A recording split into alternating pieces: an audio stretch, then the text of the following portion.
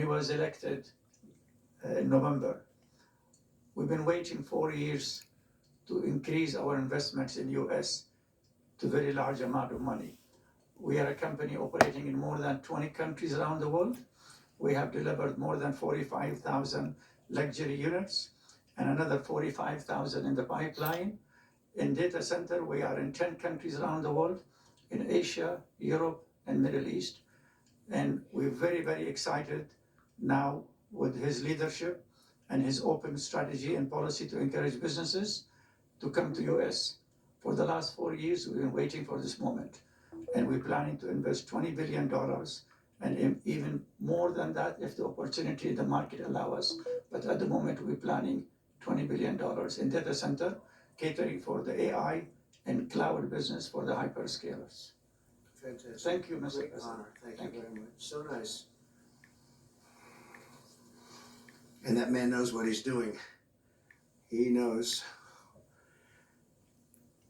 So Hussein, we're going to work with you and make sure everything goes smoothly. We have powers that haven't really been used in terms of environmental. If you invest over $1 billion in the United States, we're going to give expedited reviews to everybody because everyone's afraid they're going to come in and get caught in the quagmire, which is very prevalent in the United States, unfortunately, the quagmire of environmental and various other regulations and rules.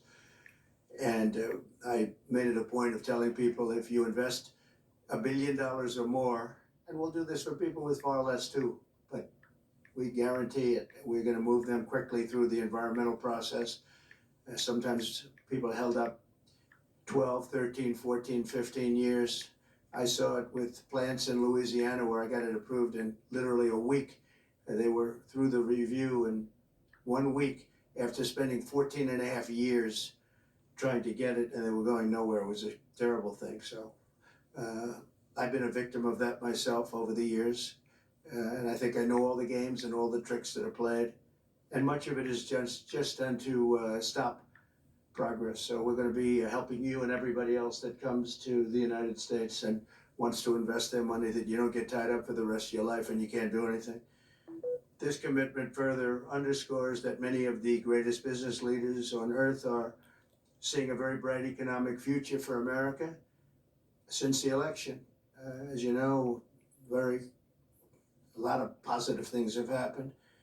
We are inheriting a difficult situation from the outgoing administration, and they're trying everything they can to make it more difficult. Inflation is continuing to rage, and interest rates are far too high. And I've been disappointed to see the Biden administration's attempt to block the reforms of the American people and that they voted for. We had a landslide election. We won every swing state. We won the popular vote by millions and millions of people. Nobody even knows how many people, millions. And they're still counting in some areas. You know, they're still counting the vote in some areas. Can you believe this? What a place, what a horrible place. One of the things we're going to do is we've got to fix the election so that we get honest counts and they get done by 10 o'clock in the evening or something thereabouts. There are places where they're still counting votes. President Biden's actions yesterday on offshore drilling, banning offshore drilling, will not stand. I will reverse it immediately. It'll be done immediately. And we will drill, baby, drill. We're going to be drilling in a lot of other locations, and the energy costs are going to come way down. They'll be brought down to a very low level, and that's going to bring everything else down. That's what caused it to go up, along with the ridiculous spending on the Green New scam, all this money, trillions of dollars. It's like throwing it right out the window, what they're doing. And they're trying to spend so much now. They're just taking money and giving it to anybody that wants it for any project at all, if it's certified under the Green New scam. And they don't work, and it's too expensive. And, they told me that we're going to do everything possible to make this transition to the new administration very smooth. It's not smooth because they're doing that. They're playing with the courts, as you know. They've been playing with the courts for 4 years, probably got me more votes because I got the highest number of votes ever gotten by a Republican, by far, actually, by a lot. And, you know, we had a great election, so I guess it didn't work, but even to this day, they're playing with the courts. They have their friendly judges that like to try and make everybody happy on the Democrat side. It's called lawfare, it's called weaponization of justice, and it's happened at a level nobody's ever seen before. So many, I defeated deranged Jack Smith. He's a deranged individual. I guess he's on his way back to The Hague. And we won those cases. Those were the biggest ones. And the press made such a big deal out of them, but we did nothing wrong. We did nothing wrong on anything. And the people saw that. You know, when they vote when a Republican, it's not easy for a Republican. When the Republican wins the popular vote by millions and wins all 7 of the swing states, people said, well, he could win 4. We won all 7, and we won them by a lot. That tells you we won. That tells, and they've been watching this injustice. I call it the Injustice Department. What they've done is so bad. The whole world has watched that. And it took work, but it got me a lot of votes because when explained, we have a judge in New York who's a very crooked judge. I'm under a gag order. I can't even talk about aspects of the case that are the most vital aspects. I'm under a gag. Do you know that I'm the president-elect of the United States of America? I'm a former very successful president. We had the greatest economy in the history of our country. We had borders that were sealed and beautiful. We had everything was good. We had no wars. We defeated ISIS.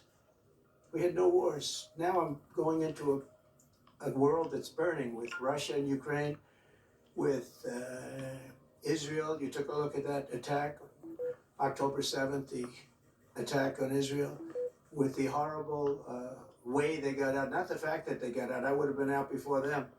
But we would have been out of Afghanistan with dignity and strength as opposed to looking like a bunch of fools with 13 dead and many, many badly, horrifically injured. Nobody ever talks about them. No arms, no legs. Nobody ever talks about them. The way they got out was outrageous, leaving billions of dollars of brand new military equipment that I bought in the hands of the Afghans and specifically the Taliban. It's the group. And we were doing very well. We would have been out. We would have been respected. I think it's one of the reasons it was so badly handled, that withdrawal where people are jumping onto airplanes, falling off the sides of airplanes when they're 3,000 feet in the air. And nobody's ever seen anything like that, the worst. And because of that, I think Russia went and attacked Ukraine. When they saw that, they said, these guys are incompetent, they don't know what they're doing. But we know what we're doing now. And that's going to all end. And we have a great military. I defeated ISIS, as you know. We're in no wars. I just finished a couple. And we got also our soldiers guarding Syria and Turkey. We're in the middle. We had 5,000 soldiers. They would have been gobbled up with 2 armies. We had one army, 300,000. We had another one, 500,000 or 600,000, getting ready. We had 5,000 people in the middle. I said to a general, how do 5,000 people do in that case? And the general just looked at me and said, not well, sir, not well. And I took him out. And you know what happened? Nothing. I got criticized. I saved 5,000 lives, actually. And we did a great job, and we're going to do an even better job because now we have a tremendous amount of experience. We have people that I can rely on. But the 625 million acres, people can't realize, it's like the whole ocean. Take an acre. You know, an acre, you have a house on a half an acre, or a quarter of an acre, or an acre. If you have an acre, you have a big deal. Now you multiply that by 625 million acres. It's like, feels like the whole ocean. And that's our strength, you know? People can say we manufacture, we don't manufacture. The thing we have oil and gas more than anybody in the world. We're going to have more of it too. But they took away 625 million acres of offshore drilling. Nobody else does that. And they think they have it, but we'll put it back. I'm going to put it back on day 1. I'm going to have it revoked on day 1. We'll go immediately if we need to. I don't think we should have to go to the courts, but if we do have to go to the courts, you know, they try to be sneaky. They go in and they sign. Remember, this is a man that said he wants the transition to be smooth. Well, you don't do the kind of things. You don't have a judge working real hard to try and embarrass you. Because I did nothing wrong. By the way, I did nothing, absolutely nothing wrong. If I did something wrong, I wouldn't be standing here right now because I've won all these cases. Nobody's ever won so many cases as I have against the Justice Department. I mean, Jack Smith had cases all over the place. People were being subpoenaed, lives were being ruined. They were spending everything they had, money. We were helping them out. We had to. They were subpoenaing people that had no idea what they were even talking about. That's a sick group of people. And it was all to influence the election. It was all a fight against a political opponent. We've never had that in this country. We have had that in certain countries. We've had that in third-tier countries. We've had that in banana republics, but we've never had that in a place like the United States. I don't even know if it's been on a small level. I'm sure it has been on a small level, but this was the largest level ever. They brought this moron out of The Hague. He's a mean guy. He's a mean, nasty guy. His picture was perfect, because you look at his picture, you say, that's a bad guy with his robe, his purple robe. And he executes people. He shouldn't be allowed to execute people because he'll execute everybody. He's a nut job. But we won all of those cases with him. And I mean, I don't know the judge in Florida, but we had a brilliant judge in Florida that saw right through it. And we won the case. She was a brilliant judge with great courage. You know, the left, as we call them, the radical left, they have a way, they play the ref, and they play it very hard. They play the ref. They go and say horrible things about judges and prosecutors.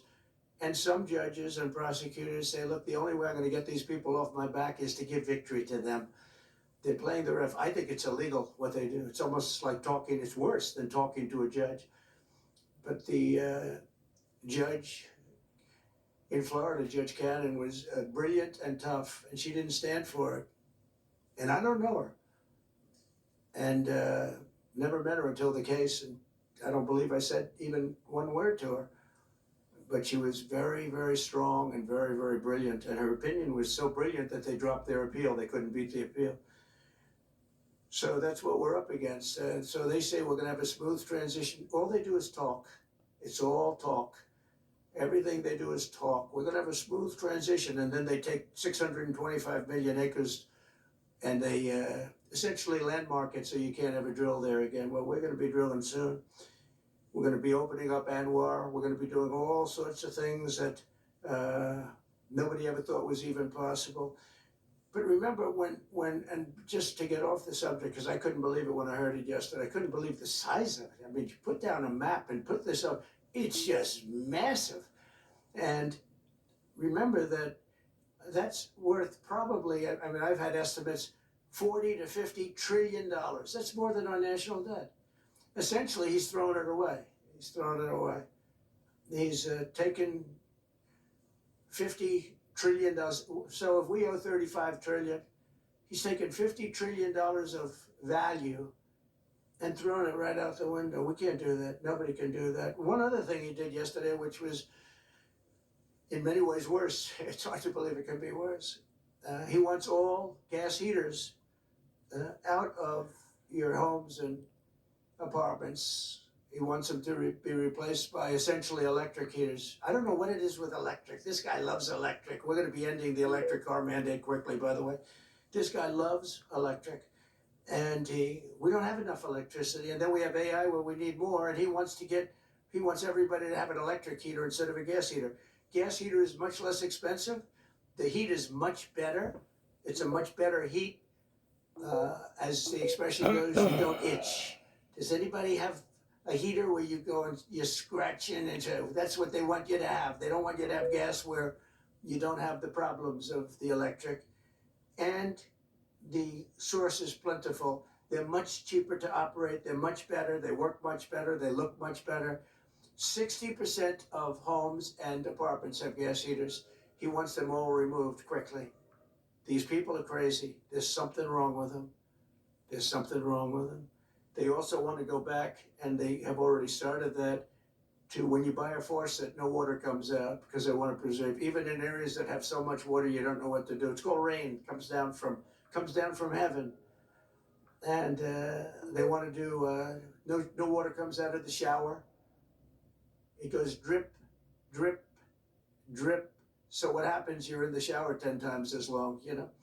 No water comes out of the faucet, you wanna wash your hands, they wanna go back to even stronger than what they have right now. As you know, I ended that policy.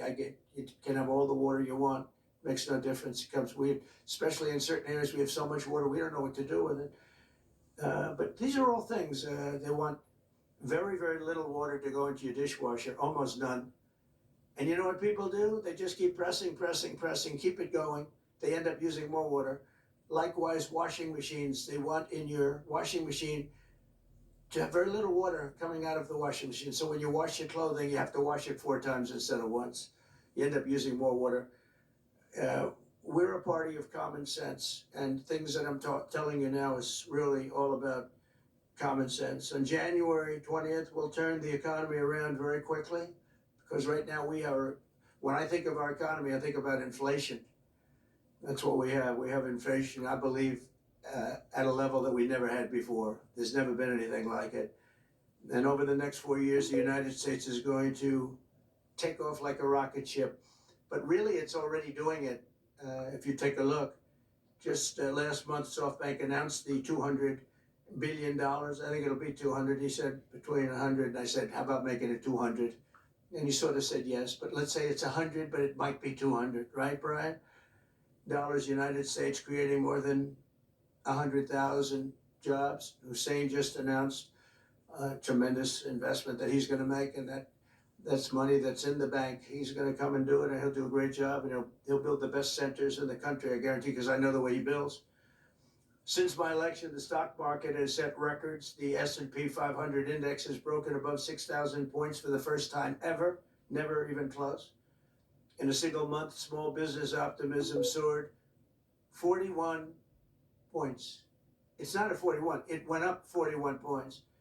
And that's the largest in the 39-year history of the group that does it.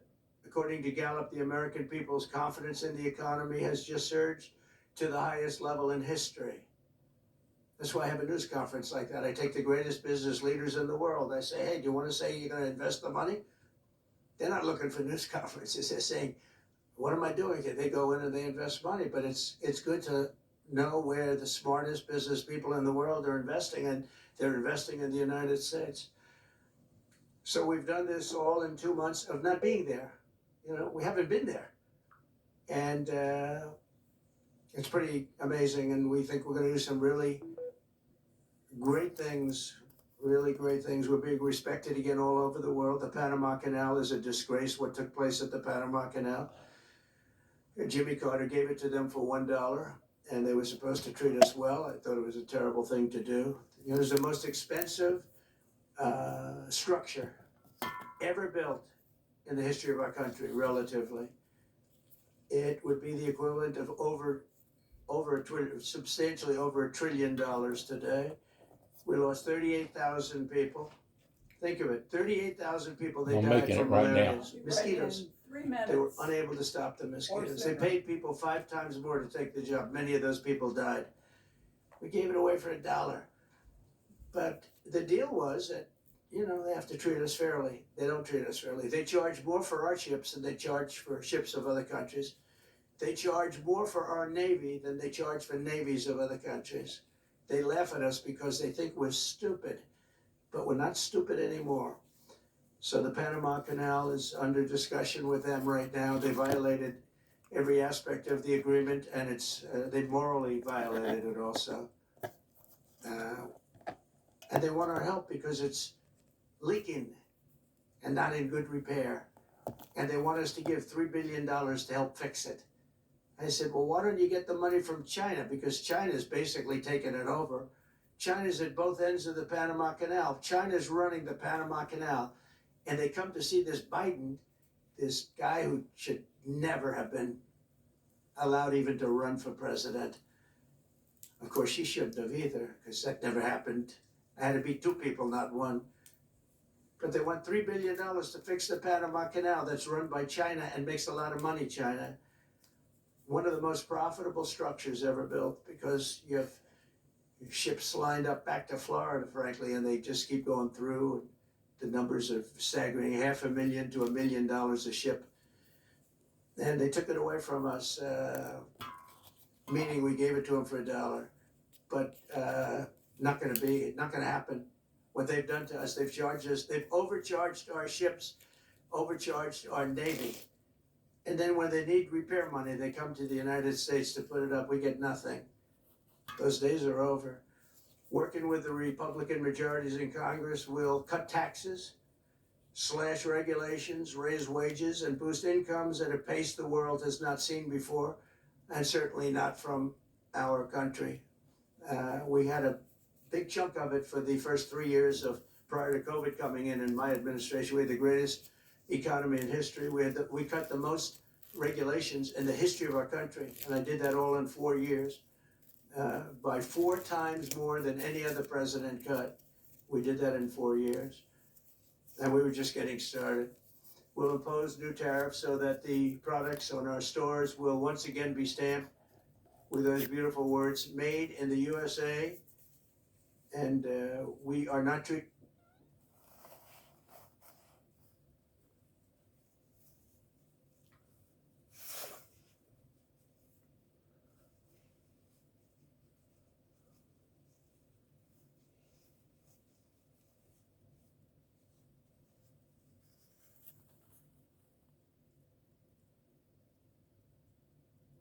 One of them is the great one, Wayne Gretzky. I said, run for prime minister, you'll win it'll take 2 seconds. But he said, well, am I gonna run for prime minister or governor? You tell me. I said, I don't know, let's make it governor, I like it better.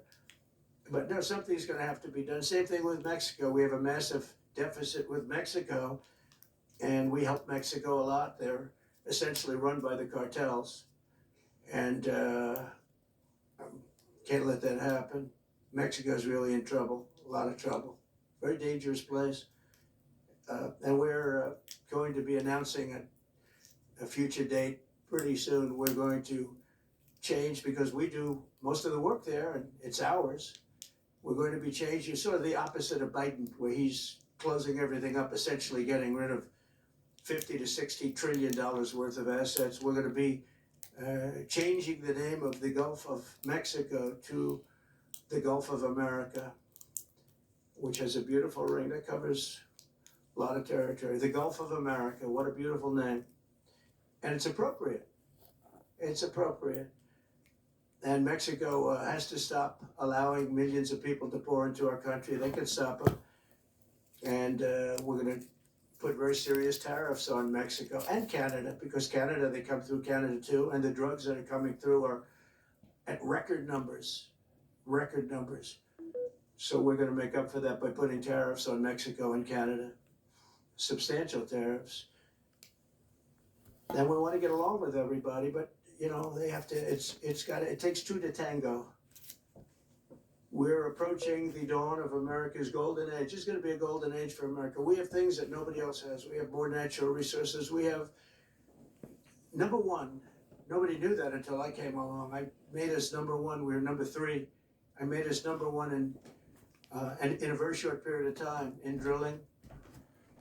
And you know, you can talk about windmills. They litter our country. They're littered all over our country, like dropping paper, like dropping garbage in a field. And that's what happens to them, because in a period of time they turn to garbage. Most expensive energy ever. They only work if you get subsidy. The only people that want them are the people that are getting rich off windmills, getting massive subsidies from the US government. And it's the most expensive energy there is. It's many, many times more expensive than clean natural gas. So we're gonna try and have a policy where no windmills are being built. You know, off the coast of New Jersey, they want to build like 200 windmills. The people are going crazy. Nobody wants them, and they're very expensive. They don't work without subsidy. You don't want energy that needs subsidy. Energy is a good business. You don't need subsidy. But when you build these massive towers, and they're 25 stories tall, 40 stories, they have 170 stories tall. The blades, they take 3 ships to ship them. It's crazy.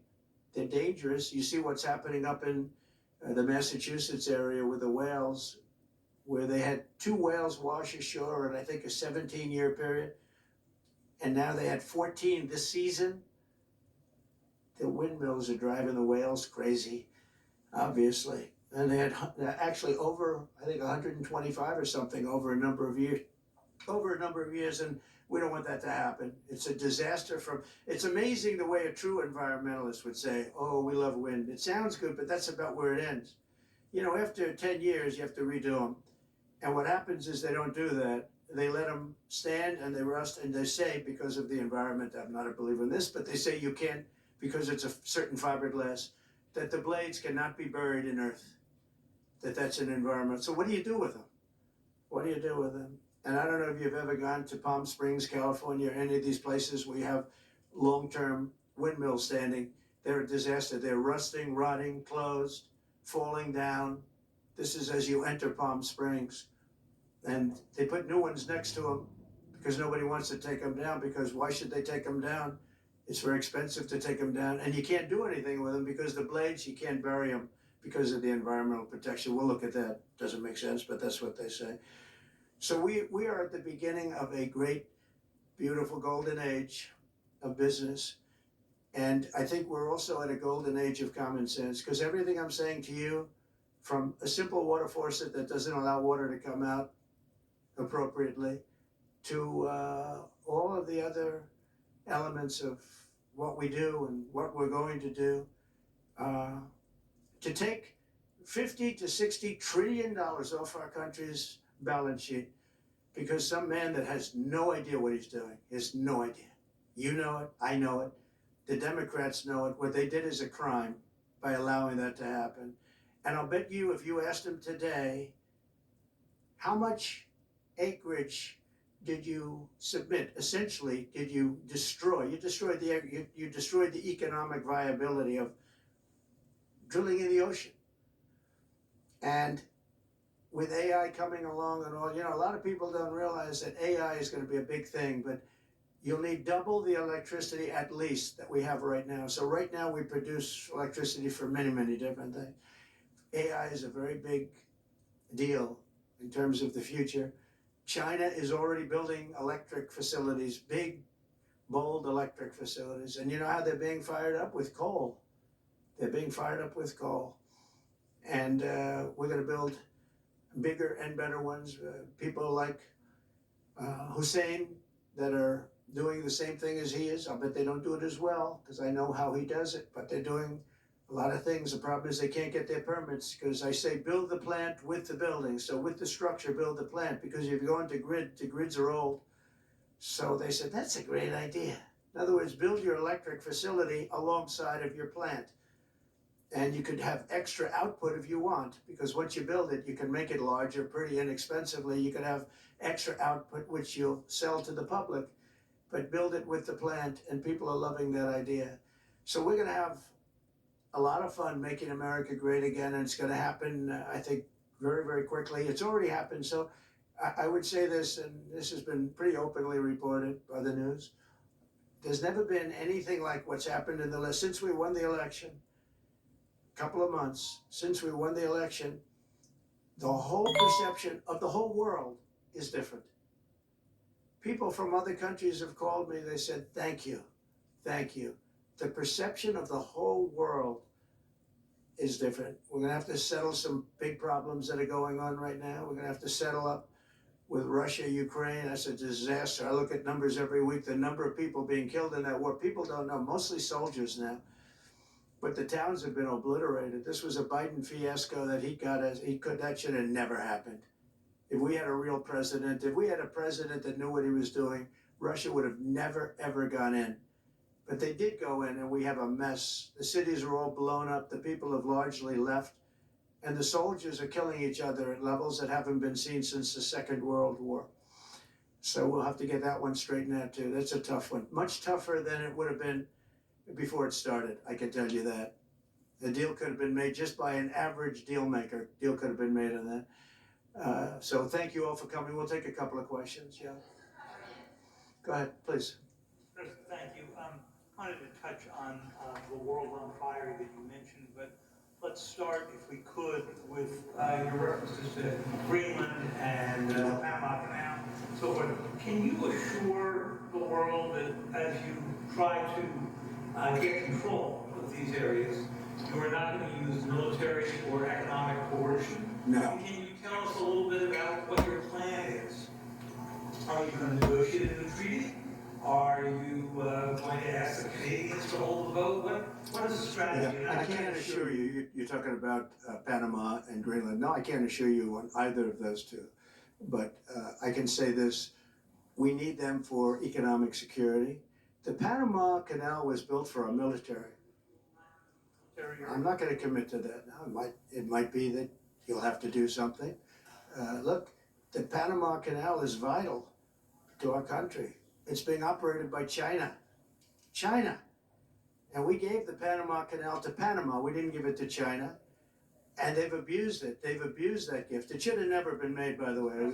Giving the Panama Canal is why Jimmy Carter lost the election, in my opinion, more so maybe than the hostages. The hostages were a big deal. But if you remember, and nobody wants to talk about the Panama Canal now because, you know, it's inappropriate, I guess, but because it's a bad part of the Carter legacy. But he was a good man. Look, he was a good man. I know him a little bit, and he was a very fine person, but that was a big mistake. Giving the Panama Canal to Panama was a very big mistake. We lost 38,000 people. It cost us the equivalent of $1 trillion, maybe more than, probably the most expensive, they say it was the most expensive structure, if we call it a structure, which I guess you can, ever built.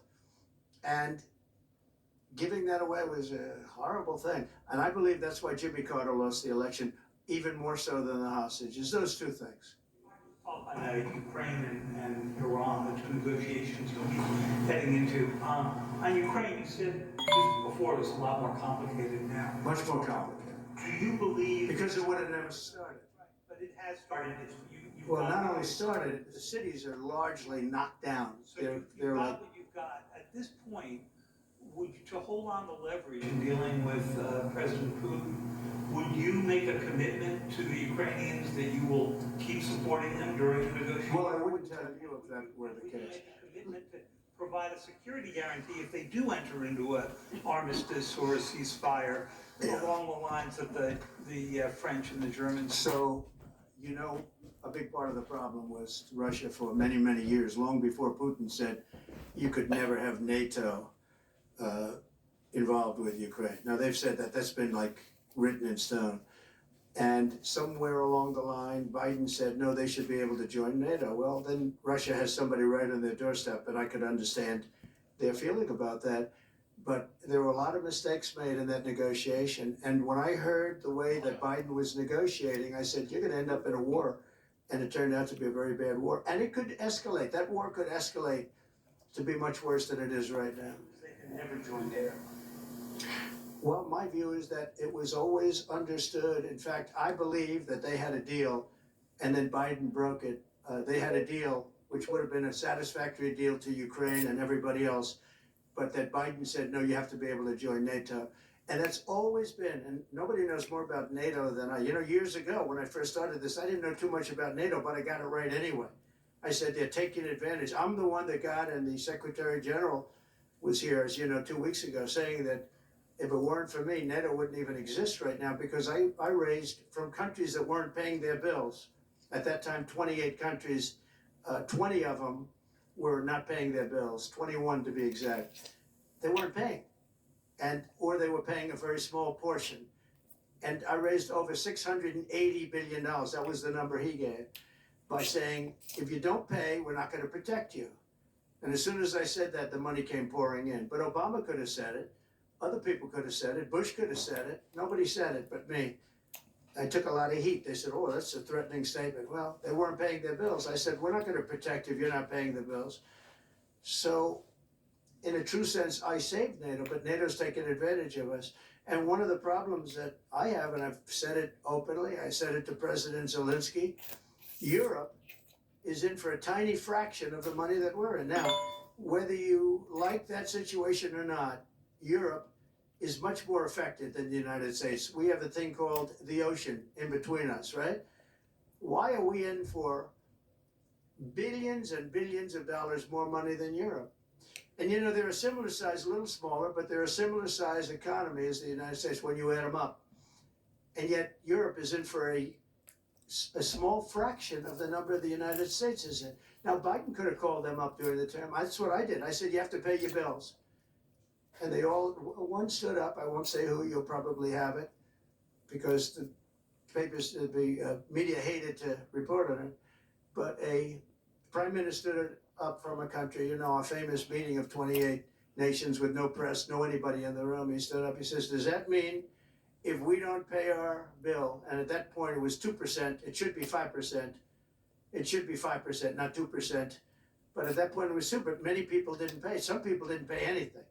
But many people will wait, including Germany. Germany was at less than 1%. Well, I think NATO should have 5%, yeah.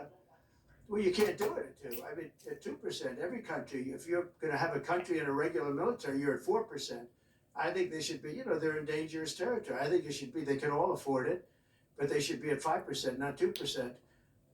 I'm the one that got them to pay 2%.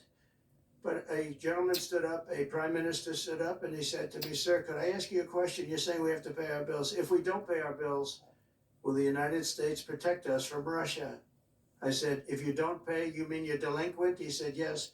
He said, if you're delinquent, we will not protect you. I took a lot of heat. Although it was somewhat closed door, I took a lot of heat from the media. And you know what happened? The money started pouring in. That's why NATO has money. And the Secretary General said State Farm, it man. was the most incredible thing he had ever seen in a negotiation. Now, if I would have said, yes, we will, nobody would have paid. If I would have loved to say, yes, we'll protect you even if you don't pay. But that's not the way life works. Two questions State related Farm just to each other. First, you said on your first day of office, you're going to pardon January 6th defendants. Are you planning to pardon those who were charged with violent offenses? Well, we're looking at it, and we have other people in there. And as you see, I guess 24 or 28 people came now from the FBI Don't turn that it came out very quietly. Nobody reported it, but they had people in some form related to the FBI. They had 4 or 5 people that were strongly related to the FBI. We have to find out about that. We have to find out about Hezbollah. We have to find out about who exactly was in that whole thing, because people that did some bad things were not prosecuted. You know, Yes, I see it I got it all the from there. time, and you see it Someone too. just tried to People call that were me. doing some bad things weren't prosecuted, and people that didn't even walk into the building are in jail right now. So we'll be looking at the whole thing, but I'll be making major pardons, yes, please. Please. On Jack Smith's report. Good afternoon, Mr. President. It's good to see you again. 2 questions about Syria and the ongoing war in Gaza. About Syria, the Pentagon disclosed last month the U.S. has some 2,000 troops in Syria. That's almost double the number initially we were told of 900.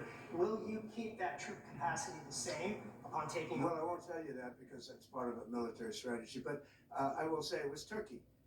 Turkey's been after that country in different names and different forms and shapes for 2,000 years. Those people that went in are from Turkey. And President Erdogan is a friend of mine. He's a guy I like, respect. I think he respects me also. He's the one that didn't go after certain people after I requested that he not. You know who I'm talking about, the Kurds. I don't know how long that's going to, because they're natural enemies. They hate each other. But he didn't do that yet. And he didn't do it in the past also. He started and I said, please don't do that, and he didn't do it. So, but if you look at what happened with Syria, Russia was weakened, Iran was weakened, and he's a very smart guy. And he sent his people in there through different forms and different names, and they went in and they took over, and that's the way it is. Do you have concerns about HTS taking control By of the way, I have the envoy here. Is that in the back? Standing with my son, Eric, is Steve Witkoff, who's just got back from the Middle East, and he's done a fantastic job. He's a great deal maker. I said, what we need there is a deal maker, because nobody makes a deal. We have people that understand where the rivers are and where the meets and bounds are, but they can't talk. They can't make deals. Steve's done a great job. I just want to thank you, Steve. You've been working endlessly for months, and he's working specifically on the hostages, trying to get them back. Steve, come up for a second. Maybe you might want to say a couple of words. I didn't know Steve was going to be here, actually. He's done a fantastic job, and it's a dangerous job too, and we appreciate it. He didn't know about this kind of danger and the other deal making he does. Now he sees a lot of big danger. Come on up, Steve. Hamas. Just one second. I'm gonna give you a little report on the hostages if I can. Steve? Thank you very much. Thank you, Mr. President. Wow. Well, I think we're making a lot of progress, and I don't want to say too much because I think they're doing a really good job back in Doha. I'm leaving tomorrow back to go to Doha, but I think that we've had some really great progress, and I'm really hopeful that by the inaugural, we'll have some good things to announce on behalf of the president. I actually believe that we're working in tandem in a really good way, but it's the president, his reputation, the things that he has said that are driving this negotiation, and so hopefully it'll all work out and we'll save some lives.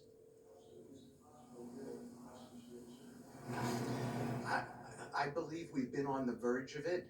I don't want to discuss sort of what's delayed it. There's no point to be negative in any way.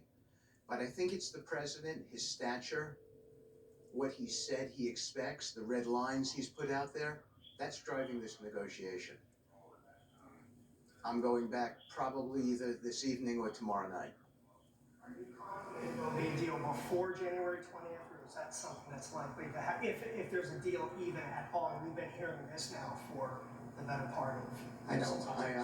I would say. It better be. Right. I would say that the president is exasperated. I don't want to talk for him, but look, I don't know anyone who delegates better than President Trump. He gives us a lot of authority to speak on his behalf, and he exhorts us to speak emphatically. And emphatically means you better get it, you better do this, because the alternative. Do you think they're waiting for President Trump to take office? No, I think they heard him loud and clear. Better get done by the inaugural. Say all hell will be Before I paid, take office. that all hell must be paid if they don't release the hostages. Well, do I have to define it for you? All hell will break out. If those hostages aren't back, I don't want to hurt your negotiation. If they're not back by the time I get into office, all hell will break out in the Middle East. And it will not be good for Hamas, and it will not be good, frankly, for anyone. All hell will break out. I don't have to say anymore, but that's what it is. And they should have given them back a long time. They should have never taken them. They should have never been the attack of October 7th. People forget that. But there was, and many people are killed. They're no longer hostages. I have people from Israel and others calling, begging me to get, we had also people there from the United States, just so you know.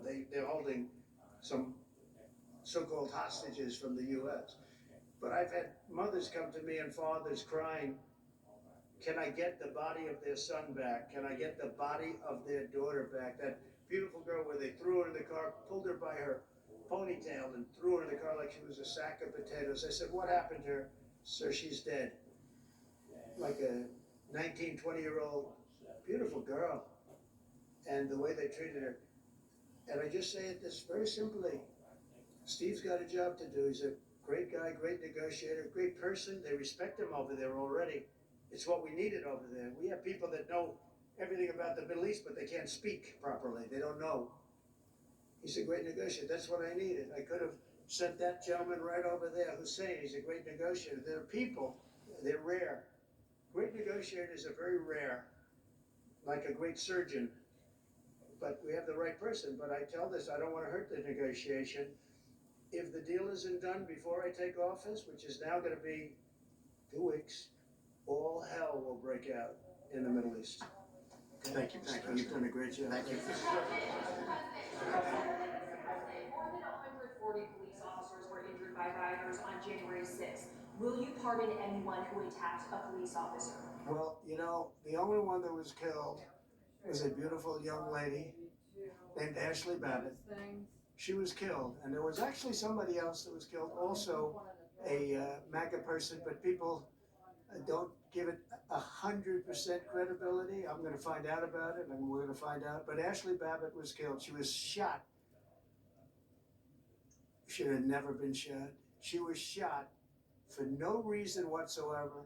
In fact, they say that she was trying to hold back the crowd, and the crowd was made up of a lot of different people, so we'll see. But I will tell you this, the person that was killed was Ashley Babbitt. The other thing is, when they talk, you know, there was never charges of insurrection or anything like that. But if there were, this would be the only insurrection in history where people went in as insurrectionists with not one gun, okay? And let me tell you, the people that you're talking about have a lot of guns in their home for hunting and for shooting and for entertainment, a lot of good reasons. But there wasn't one gun that they found. And why didn't they find the bomber, the pipe bomber? You know, they know who the pipe bomber is. The FBI knows who it is. The status of the FBI has gone down so far, and the status of the DOJ, or as I call it, the Department of Justice, it's the Department of Injustice, being laughed at all over the world. And hopefully with Pam Bondi and with Kash Patel and with other people that we're putting in, that will all come back. If you do a poll in the FBI, I guarantee you I'm at like 90% with the agents of the FBI, but they have hurt that incredible place. Law enforcement, I mean, you think of the FBI, they raided this house. By the way, they could have told me, could I see this? I would have given them, I actually told them, come in anytime you want. You can see anything. They raided the house and the case was dismissed. And now I'm in litigation. I'm suing them for doing that. And I feel so badly doing it. I'm the president of the United States and I'm suing the United States, but I'm suing them for other things too. The FBI has gone so, its reputation has been so horribly hurt between Comey, who is the worst, and all of the others. What's happened to the FBI is, and we're gonna make it great again. We're gonna make the FBI great again. We're gonna make the Department of Justice fair and strong, but fair again. Because all they did was attack me because I'm their political opponent. And that includes with local judges like Marchand. You ought to find out. Ask them, why do I have a gag order where I'm not allowed to speak? Think of it. I'm the president of the United States and I'm not allowed to speak. Why? Because if I did speak, people would understand the scam. It's a scam. And we have very dishonest judges, and New York judges are very bad. We had one that valued this house at $18 million because it was good for their case. He actually valued that chandelier is worth more than $18 million. He valued this house at $18 million. And we have another one who was so nasty, so horrible, such a brute, a most vicious, vile person. These are New York judges. But we've won most of the cases, so we're very happy about that. Please. Their position is clear, but have you directed your staff to take specific actions to draw plans? And can you elaborate again? You didn't rule out military coercion in Well, we need Greenland for national security purposes. I've been told that for a long time, long before I even ran. I mean, people have been talking about it for a long time. You have approximately 45,000 people there. People really don't even know if Denmark has any legal right to it. But if they do, they should give it up because we need it for national security. That's for the free world. I'm talking about protecting the free world. You look at, you don't even need binoculars. You look outside, you have China ships all over the place. You have Russian ships all over the place. We're not letting that happen. We're not letting it happen. And if Denmark wants to get to a conclusion, but nobody knows if they even have any right, title, or interest. The people are going to probably vote for independence or to come into the United States. But if they did do that, then I would tariff Denmark at a very high level. For acquisition, are you active? No, we're not at that stage, but we have people. I haven't even entered office yet. Secondly, sir, Elon Musk has drawn some criticism and a lot of attention for some of his actions and provocative statements about foreign affairs, including in Europe. Your reaction to that, is that appropriate for? You mean where he likes people that tended to be conservative? I don't know the people. I can say Elon's doing a good job, very smart guy. I don't know the people you're talking about. He was, I know he said some negative things about a couple of people that are running for office, but it's not so unusual. Yes, please. I wanted to ask you about Ukraine and Putin. How soon do you anticipate going to meet with Putin to discuss the Ukraine situation? Well, I can't tell you that, but I know that Putin would like to meet. I don't think it's appropriate that I meet until after the 20th, which I hate, because, every day many young people are being killed, soldiers. The land is very flat, and hundreds of thousands of soldiers many hundreds of thousands from each side are dead, and they're laying in fields all over the place. Nobody to even collect. There's landmines all over. It's a disaster. But it's very flat. It's great. It's farmland, and it's very, very flat. And the only thing that stops a bullet is the human body. And the human body is stopping a lot of bullets.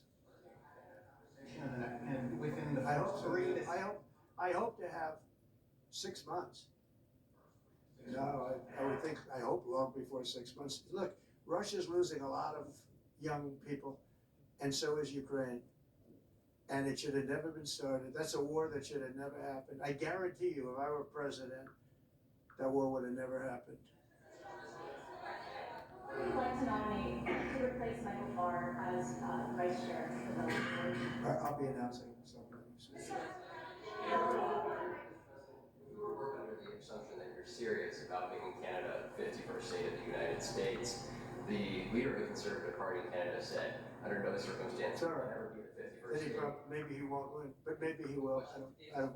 You had suggested. Listen, I don't know what he says. So real fast, you said you were considering military force to acquire Panama and Greenland. Are you also considering military force to annex and acquire Canada? No, economic force. Because Canada and the United States, that would really be something. You get rid of that artificially drawn line, and you take a look at what that looks like. And it would also be much better for national security. Don't forget, we basically protect Canada. But here's the problem with Canada. So many friends up there. I love the Canadian people, they're great. But we're spending hundreds of billions a year to protect it. We're spending hundreds of billions a year to take care of Canada. We lose in trade deficits, we're losing massive. We don't need their cars. They make 20% of our cars. We don't need that. I'd rather make them in Detroit. We don't need the cars. We don't need their lumber. We have massive fields of lumber. We don't need their lumber. We have to unrestrict them because stupid people put, restrictions on, but I can do that with an executive order. We don't need anything they have. We don't need their dairy products. We have more than they have. We don't need anything. So why are we losing $200 billion a year and more to protect Canada? And I said that to, as I called him, Governor Trudeau. I said, listen, what would happen if we didn't subsidize you, if we didn't, because we give them a lot of money. We help them. As an example, we're buying icebreakers, and Canada wants to join us in the buying of icebreakers. I said, we don't really want to have a partner in the buying of icebreakers. We don't need a partner. But no right. Nope, no right. Here's what we have. We have a right not to help them with their financial difficulties because we owe $36 trillion too. We're going to start knocking it out pretty fast, but we're going to be able to do it because of energy and other things. But no right. No right. But why are we supporting a country 200 billion plus a year? Our military is at their disposal. All of these other things, they should be a state. That's why I told Trudeau when he came down, I said, what would happen if we didn't do it? He said Canada would dissolve. Canada wouldn't be able to function. If we didn't take their 20% of our car market, they send us hundreds of thousands of cars. They make a lot of money with that. They send us a lot of other things that we don't need. We don't need their cars, and we don't need the other products. We don't need their milk. We got a lot of milk. We got a lot of everything. And we don't need any of it. So I said to him, well, why are we doing it? He said, I don't really know. He was unable to answer the question, but I can answer it. We're doing it because of habit.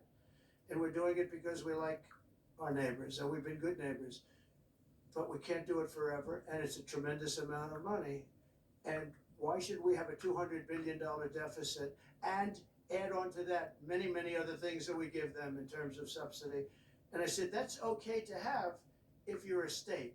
But if you're another country, we don't want to have it. We're not going to have it with European Union either. European Union, we have a trade deficit of $350 billion. They don't take our cars. They don't take our farm product. They don't take anything.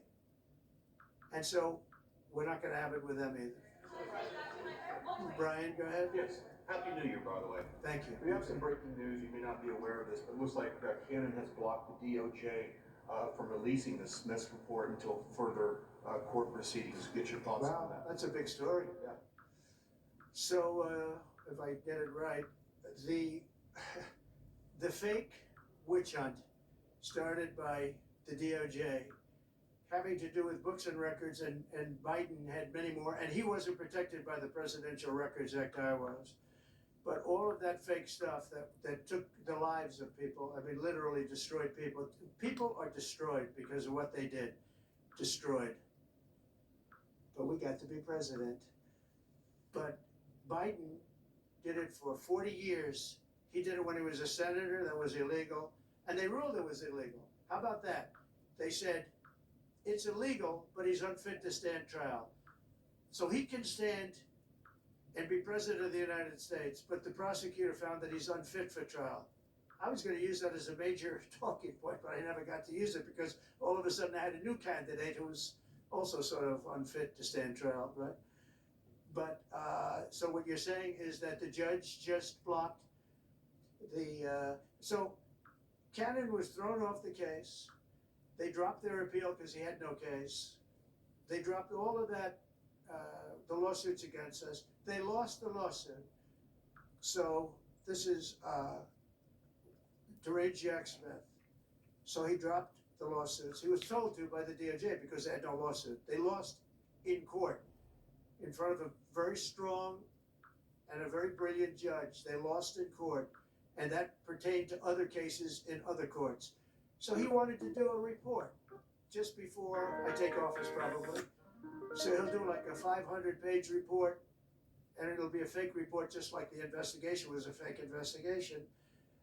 And I said, well, wait a minute. This guy was thrown off in disgrace. In disgrace. He's going back to The Hague or wherever they're going to send him. In disgrace. Because he failed so badly. Because it was a fake case against a political opponent. They thought they were going to use this to beat me. So what you're saying is, I'm just hearing that they're not allowed to issue the report. So if they're not allowed to issue the report, that's the way it should be. Because he was thrown off the case in disgrace. Why should he be allowed to write a fake report? It'll only be a fake report. That's great news. Good. And let me just follow up real quickly. You want to comment, many Americans are angry that we're sending millions of dollars every month to the Taliban. Do you anticipate? It's not even believable. Billions of dollars, not millions, billions. We pay billions of dollars to essentially the Taliban, Afghanistan. And that's given by Biden. That's the same man that took away $50 to $60 trillion worth of value from the United States. They could, probably our most valuable asset. Took away our most valuable asset. This can't be allowed to happen. We are now a nation of common sense. When he does that, 625 million acres, this can't be allowed to happen. Thank you for the information. Most other people probably knew about it, but they wouldn't have told me, right? On the campaign trail, you vowed to bring down the prices at grocery stores very fast. Yeah, we will But do then you fast. recently told Time Magazine that bringing down prices would be very hard. So what can the American people expect when you get into office? It's always hard to bring down prices when somebody else has screwed something up like they did, but we'll bring them down, we'll get them down.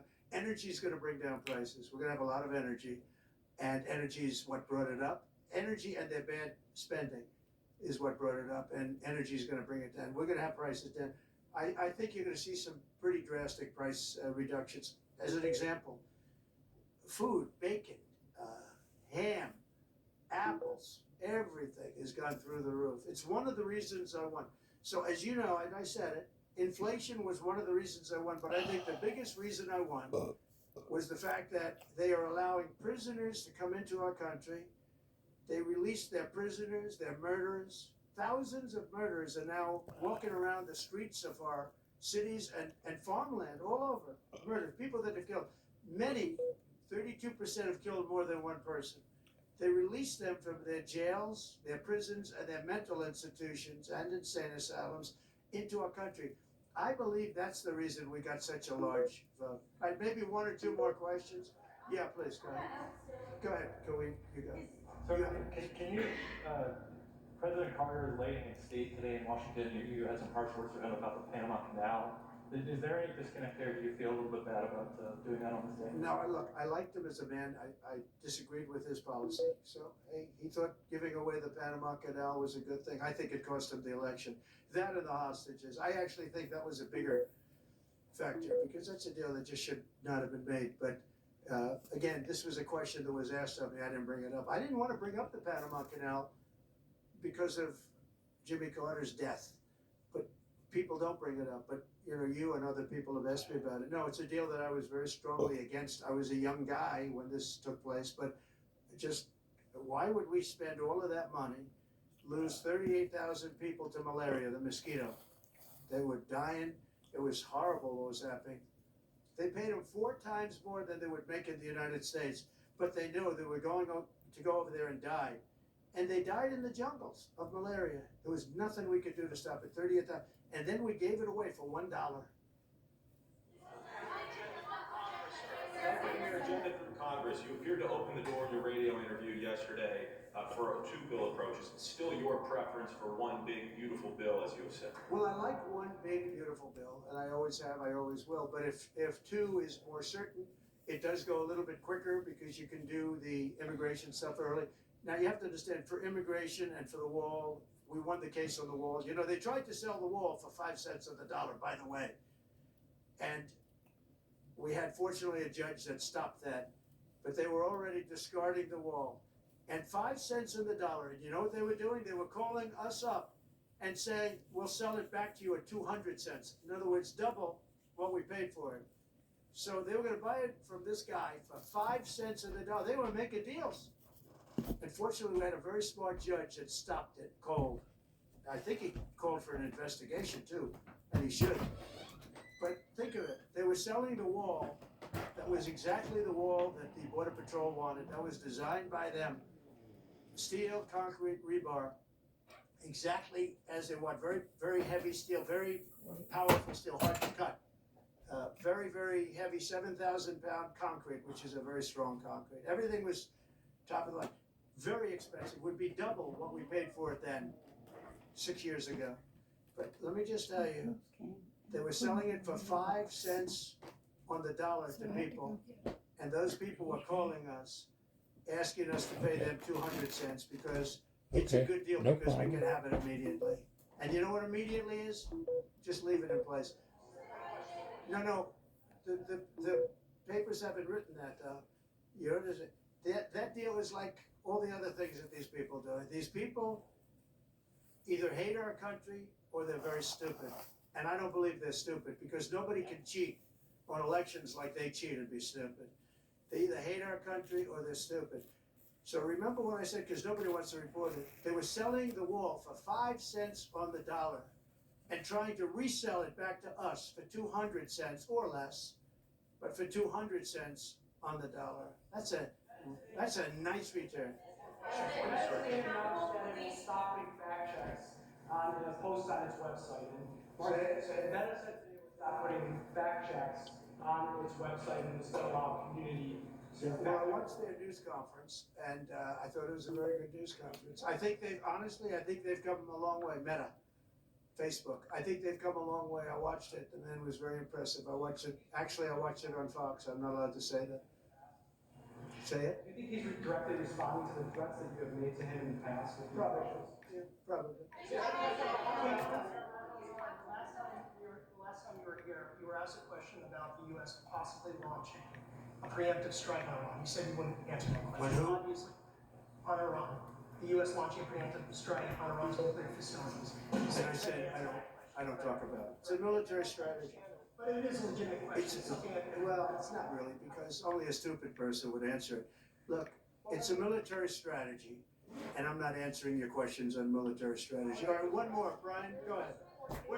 Could you give us a preview of what you might be talking to leaders of Congress who are expected to come here the next couple of days, and you've got a very supportive Congress behind you? Yeah, they're great. So we have a wonderful Republican Congress. We have a leader that I have a lot of confidence in. I think he's going to be hopefully a great leader. a great speaker. And we have a leader, by the way, in the Senate, I think has been great. John Thune has been doing a fantastic job. But it goes through the House first. And the question is whether or not we do the two bills in one bill. And, you know, look, I can live either way. I like the idea of the one big bill, but I can live either way.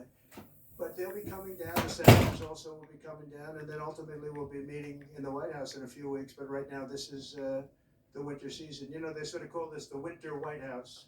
It was built, I don't know if you know this, Marjorie Meriwether Post and E.F. Hutton built this. It was the greatest of all the estates in our country.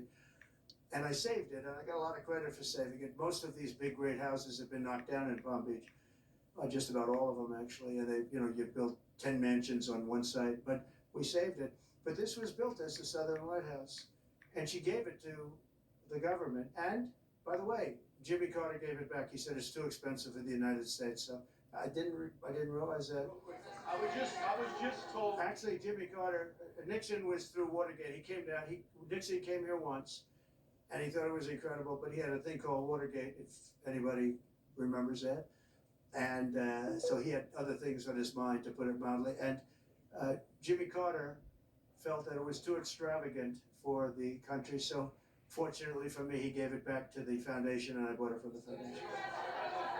Without reconciliation, some Republicans saying in trade for a massive bill that you and they share the interest in, they want to see big spending cuts. Do you agree with that? Well, I'm okay with spending cuts. I like spending cuts. Just I'm on the record for spending cuts. And the debt ceiling was given to us. It shouldn't have been, but it was put in our lap. And what I want in terms of debt ceiling isn't the ceiling. I just don't want to see a default. That's all I want. I never talked about spending more money necessarily than all I want to see is no default. Because nobody knows what would happen if there was a default. It could be 1929 and it could be nothing. But that was put into our lap. And it shouldn't have been, but it was. And so we'll handle it. But debt ceiling is not about raising a lot of money. It's really just about extending it. I just want to see an extension.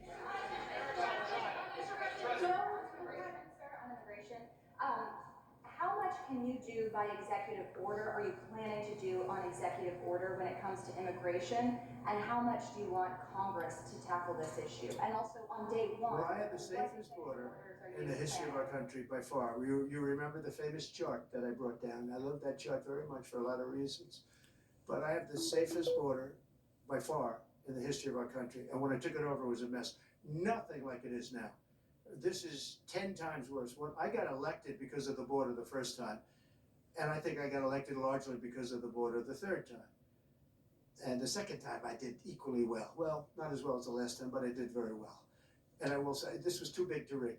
You know the expression? Too big to rig. They couldn't do it, they tried, but they couldn't do it. I didn't get very much from Congress at all. I just said that we're being invaded, and I took the money out of the military. Much of the wall, I built over 500 miles of wall. Much of that wall was built through money that I put into the military. We took it out because we couldn't get things from Congress in those days, and we took it out. And that wall was built largely with money coming from the military. So, very simple. I went to the military, I said, our country is being invaded by very similar, nothing like what's invading our country now. They weren't releasing prisons into our country, and they weren't releasing mental institutions in, but some bad dudes were coming in, right? And I said, our country is being invaded. And I took that money largely from the military. I was sued 9 times by the Democrats in Congress, and I won all those suits.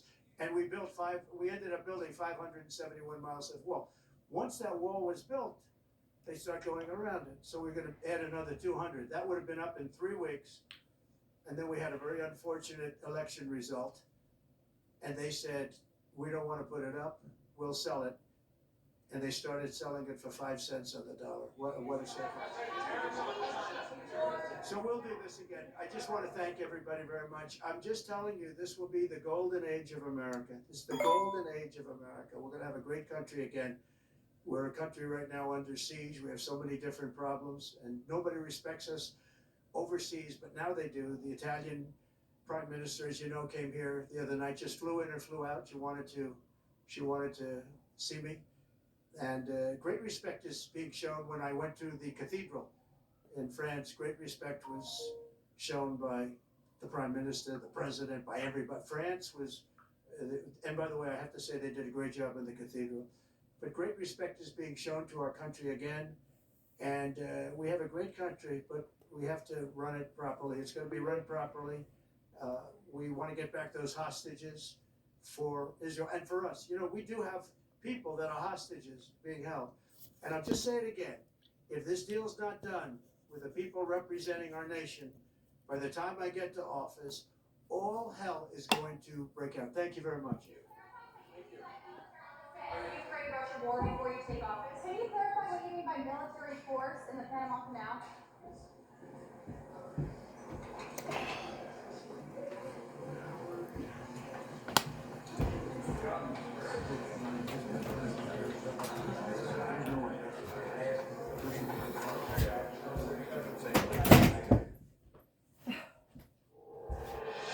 Witness democracy unfiltered with C-SPAN. Experience history as it unfolds with C-SPAN's live coverage this month as Republicans take control of